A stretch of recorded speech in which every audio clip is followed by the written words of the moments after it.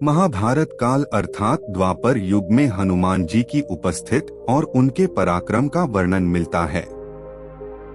हनुमान जी ने रामायण काल में भी कई बड़े बड़े महाबलियों का घमंड तोड़ दिया था, फिर चाहे वह रावण हो, मेघनाद हो या बाली।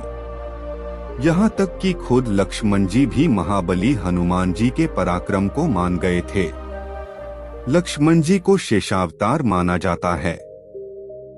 उन्होंने ही बाद में महाभारत काल में बलराम जी के रूप में जन्म लिया था।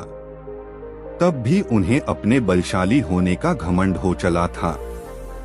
द्वारिका में बलराम जी ने कई दानवों और असुरों का वध किया था। उन्हें अपनी भुजाओं, गदा और हल पर बहुत घमंड था।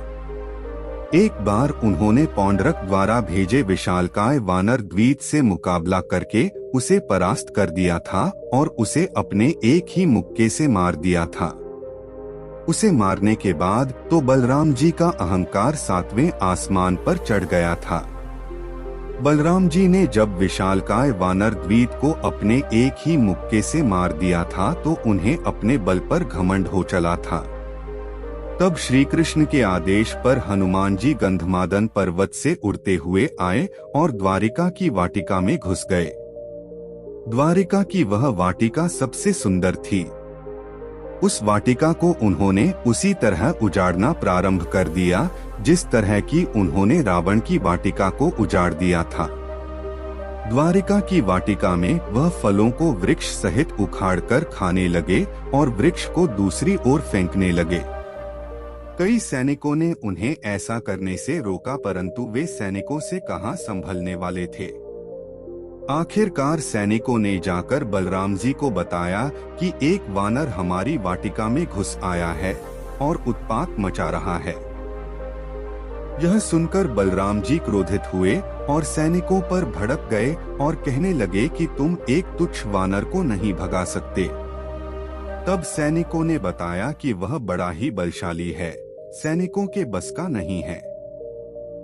यह सुनकर बलराम जी खुद उन्हें एक साधारण वानर समझकर अपनी गदा लेकर वाटिका से भगाने के लिए पहुंच गए। वहां कई चेतावनी देने के बाद भी जब हनुमान जी नहीं माने तो फिर बलराम जी ने अपनी गदा निकाल ली और फिर वहां उनका हनुमान जी से गदा युद्ध हुआ। युद्ध करते करते बलराम जी थक हार कर हांफने लगे और उन्हें समझ नहीं आ रहा था कि किस तरह इस वानर को काबू में करूं। थक हार कर तब उन्होंने कहा कि सच कहो वानर, तुम कौन हो, वरना मैं अपना हल निकाल लूंगा। हनुमान जी ऐसे में श्री कृष्ण का ध्यान कर कहते हैं कि प्रभु ये तो हल निकालने की बात कर रहे हैं, बताओ अब क्या करूं। यह मानसिक संदेश सुनकर तब वहां पर श्री कृष्ण और रुक्मिणी दोनों ही प्रकट होकर बलराम जी को बताते हैं कि ये पवन पुत्र हनुमान जी हैं। यह सुनकर बलराम जी चौंक जाते हैं और वे तब हनुमान जी से क्षमा मांगते हैं और स्वीकार कर लेते हैं कि हाँ, मुझे अपनी गदा पर घमंड आ गया था। जय श्री राम, जय महाबली हनुमान।